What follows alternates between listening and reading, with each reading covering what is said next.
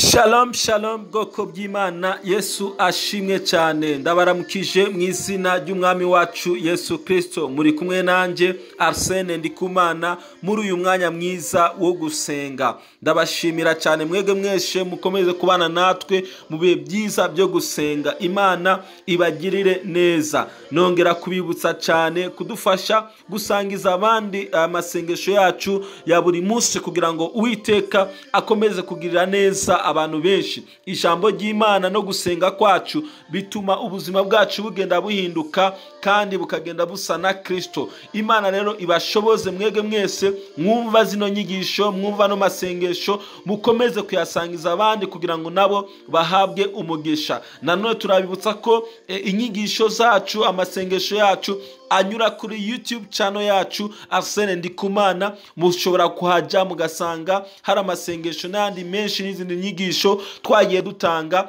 Uwiteka abagire neza. Iki cyumweru twize ijambo rivuga ngo iyambure icyo cyaha gikomeje kugaruka mu buzima bwawe. Twagiye dusoma ibyanditswe byinshi, ubwo twagiye tubona Bibiliya by'ukuri idusaba kureka ibyaha.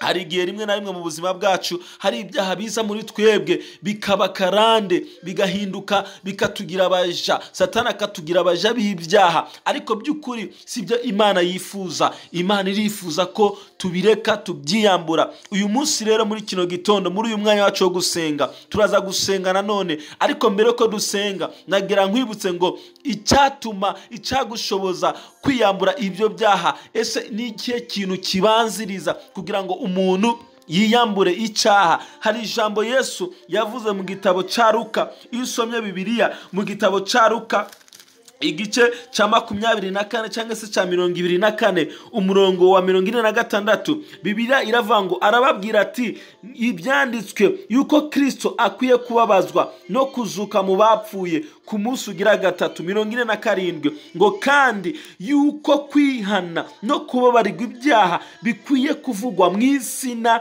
rye mu mahanga yose uhereye Yerusalemu. Haleluya! Ni igiki cyagushoboza muri kino gitondo cyangwa se mu buzima bwawe kwiyambura ibyaha? Ntabwo ushoka usenga isengesho ubwira Imana ngo Mana ndiyambuye. Oya, kuko iyo gusa usenze iryo sengesho ryo kwiyambura utihanye icyo cyaha, ejo uzongera kugisubiramo. Iki gitondo rero ndagusaba kugira ngo ubanze utekereze neza, ese ni ikihe cyaha wifuza kwiyambura? Ni ikihe cyaha wifuza kureka? Numara kukimenya, numara kugitekerezaho neza, ufata umwanya ubwira Imana ngo Mana, ijambo ryawe ryatubwiye uko kwihana no guharirwa ibyaha bigomba kuvugwa, kandi nta handi tubikura uretse muri Kristo Yesu. Yesu ashimwe cyane. Abantu benshi ntabwo basobanukiye ko imbabazi z'Imana zibonerwa muri Kristo Yesu. Iki gitondo ni igitondo cyo kwakira imbabazi z'Imana. Wewe wagendeye kure y'Imana, wewe wakoze ibyaha, wewe wakoze ibyanga n'Uwiteka, ndakwibutsa ko hari imbabazi z'Imana zibonerwa muri Kristo Yesu. Kwihana rero kurakenewe mu buzima bwawe. Icyo cyaha wafashe ukigira icyawe, iki gitondo Imana irifuza kucihana, wowe ukacaturira Imana, ukakira imbabazi z'Imana. Numara kwakira izo mbabazi z'Imana, biraza gushoboka, biraza koroha guhindukira no kuva muri icyo cyaha, kubera ko wamaze kucihana kandi ukagisabira imbabazi. Imana ibagire neza kandi Imana ibakomeze mu izina rya Yesu Kristo. Mwami urakoze kubw'ijambo ryawe. Turihana ibyaha byacu byose, ibyo twakoze, ibyo twagize ibyacu Mwami. Muri kano kanya turabyiyambuye kandi turabiretse kubw'icyubahiro cyawe mu izina rya Yesu Kristo.